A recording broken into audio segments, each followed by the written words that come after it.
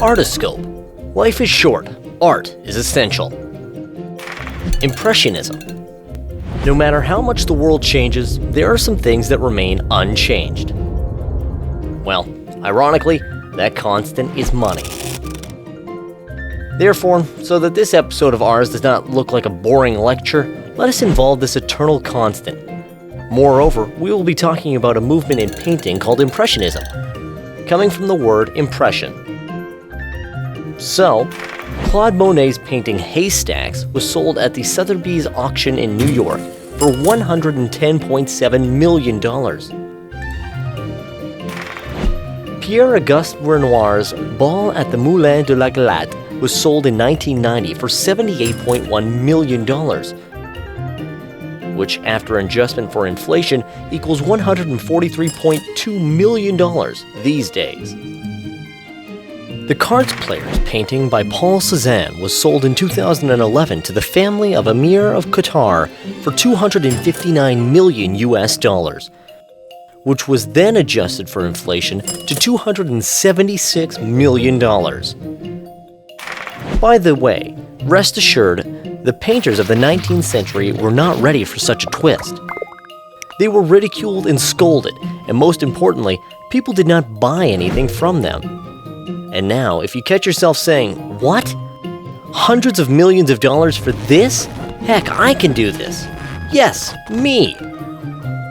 Calm down and take a deep breath.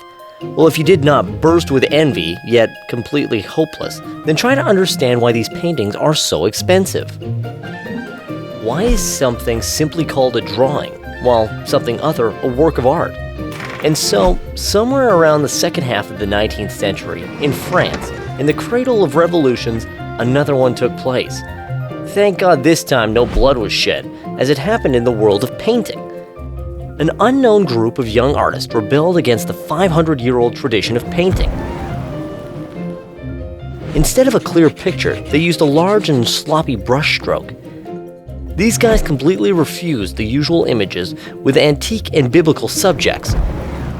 Moreover, they did not just depict what they saw, but believe it or not, exactly how they saw. Or to put it more precisely, they pictured the way they perceived and conveyed the impression of what they saw. By the way, one of Claude Monet's paintings was called Impression Sunrise. For some reason, sightings clung to the first word. One of them, Louis Leroy, who wrote on the Salon of the Rejects, exhibitions paintings of the young rebels, titled his Feuillon Exhibition of the Impressed. This is how the term Impressionism was born, becoming the name of a new stage in the history of painting. Nevertheless, the Impressionists had to fight for recognition for several decades. Why so long? Thing is, before them, viewers considered a picture as good if everything on it was done neatly and smoothly, both bodies and objects. Every smear, stroke, or unevenness had to be hidden. This kind of work was perceived as a chef d'oeuvre, a completed one. This meant that the person respected the viewer and the buyer. Meanwhile, those so-called impressionists looked like a bunch of amateur chaps with all the brushstrokes clearly visible on their paintings. It seemed that even the colors were not even decently mixed, and that distorted world on canvas, simply horrible. Instead of picturing the world as it is, they convey their impressions. Who cares what your impressions, you may ask? Well, time has shown people do care about it. The mentioned pieces of the paintings are the best proof to this. Here are the names of some of those who made a revolution in painting, giving the world the movement of Impressionism. Edouard Manet, Claude Monet, Auguste Renoir, Edgar Degas, Berthe Morisot, Camille Pissarro, Alfred Sisley.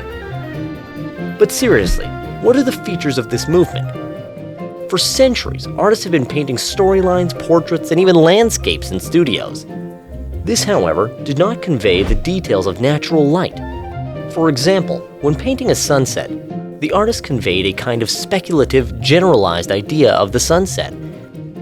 The Impressionists began to depict the objects as they looked at the time of the creation of the picture, and this broke the stereotypes. Here are a few points to help you understand how Impressionists differ from their predecessors. The precision of the place and time of action. Impressionist paintings always capture the moment here and now. taking into account lighting, time of day, weather, and angle of perspective.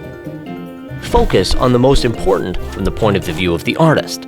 Looking at the paintings of Impressionists, the viewer, as if takes a glance through the eyes of the artist, seeing the crowd or nature, snatching colors, silhouettes, emotions, and images from reality, but not focusing on the details. Momentary depiction.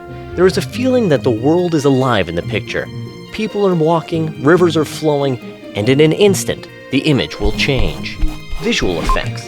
This sensation is emphasized by glare, flickering, fluttering, trembling, ripples, and other markers of variability. Vitality.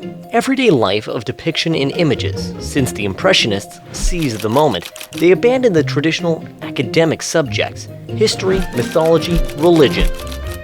The main subjects were landscapes and scenes from everyday life. They painted modernity, without shying away from simple and even too mundane, from an academic point of view, scenes. All the above said may be summarized through the words of the French gallery owner and art historian Daniel Henry Kahnweiler. The new world was born when the Impressionists painted it. If you like this video, don't forget to like and subscribe to our channel for more videos.